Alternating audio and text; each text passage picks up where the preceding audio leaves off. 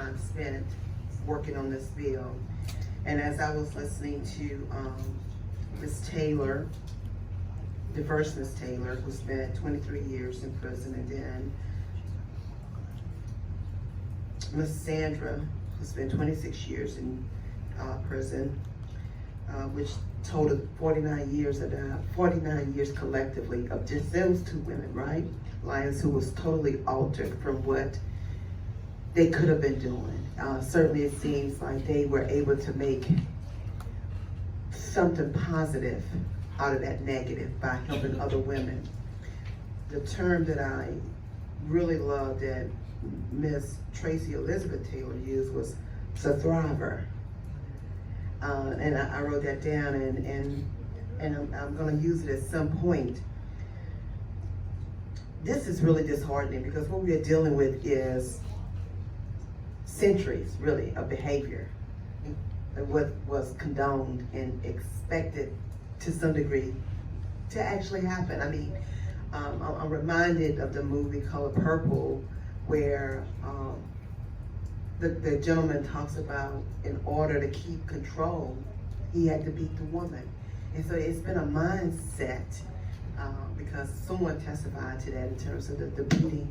It's been a mindset, unfortunately, that we have to change, and we have to do that through policy initiatives. And so we have spent a lot of time, a lot of work into this bill, and it grieves me to have to actually defer it and work on it, because we could not get to a consensus in working with the DA in terms of some of the definitions, some of the technical aspect of the bill that wasn't clear as it relates to justification, expert testimony, and we kind of went back and forth in terms of trying to get the clarity, trying to get the understanding. Spent many hours, like I said, on the phone trying to work through those details, but could not get to that point. Before I end and voluntarily defer the bill, I'm going to remind y'all about Miss Gloria Williams, Mother Glow, many of you may have heard about, who served 50 years after being in a domestic violence relationship for many years, and people knew it was violent, and she, ended up in prison because she had to try to save her own life, and she was just granted clemency after 50 years of service. Too many of our women, especially, it's not just unique to women, but oftentimes women are found in these situations. One other thing I'm going to say that Miss Tracy Taylor brought up, she lists her grandmother and her mother, which I thought was significant.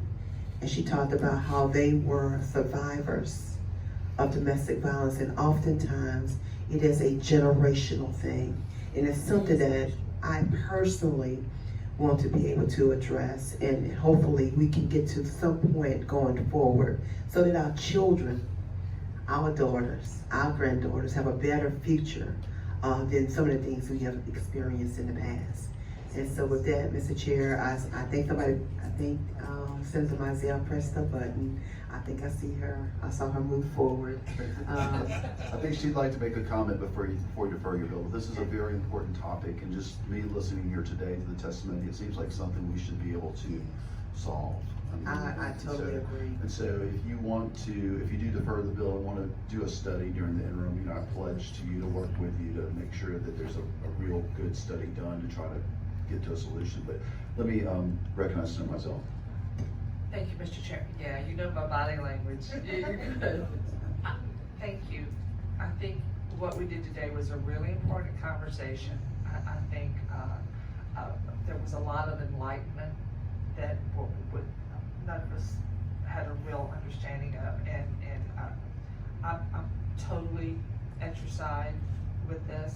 So anything we need to do, we'll get our groups together, and there's people wanting to help if they just need to know what to do. So I just thank you, and I thank the women that are here. On its face, it's incredibly wrong, and I really want to talk to you about the specifics of what the DAs have as the problem with it. So let's let's do that one. But thank you, Senator Barrow, thank you. Thank you, Senator, and Senator Ward. Thank you, Mr. Chairman, and to kind of echo what Senator Mizell said, I don't really know what the issue would be. I mean, I know it all comes down to details of language and everything. I'm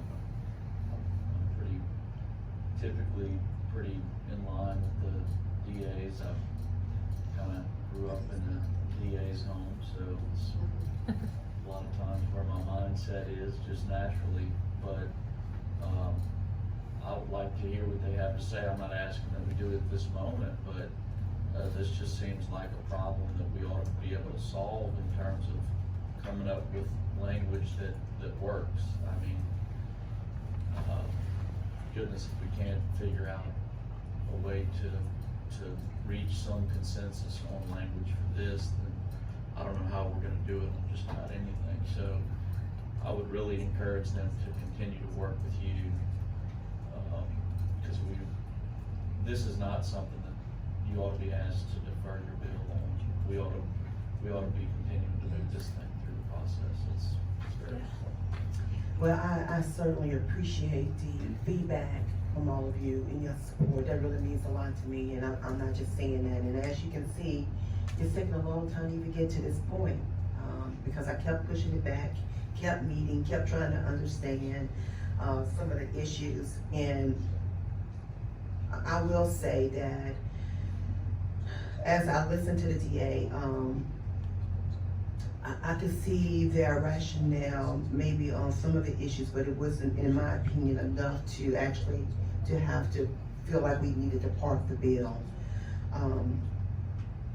But going forward, I do ask for anyone who may be interested in serving on that task force, because it is a bill. There are two bills that I'm committed to bringing back next session, and even though we're only gonna have 5, they're gonna be 2 of my 5. And this is gonna be one of those bills, because at the end of the day, we have to ensure that as we are setting policies, as we are making decisions that impacts people's lives for the rest of their lives, we're doing it in a way that fundamentally gives people an opportunity. And in those cases, as you listen to those ladies, they didn't have a choice. Even when they tried to get away, they couldn't get away. And that should not be the alternative. And so, you know, with that, we can talk a little bit more behind the scenes, but I can tell you that I do look forward to working with them. I do look forward to working with the victims. I want to commend those women for their courage to come forward and speak today, and to stand for the other women who could not be here, who are currently serving time because they had to defend their life. And we're gonna keep moving forward. You know, I've learned in this process, being delayed is not being denied. So you just a little delayed. Senator Ward. Well, I just want to say that I know it's really early because we're a year away from next session, but you can add me as a co-author ahead of time. Thank you, I appreciate that. Thank you. So Senator Barrow, what we're gonna do is we're gonna go ahead and voluntarily defer your bill today. It'll still be in committee. It may not be possible to fix it this year, but it will be in committee still. So we'll take your guidance on that. Thank you, I appreciate it. Thank you. Senate Bill 251 is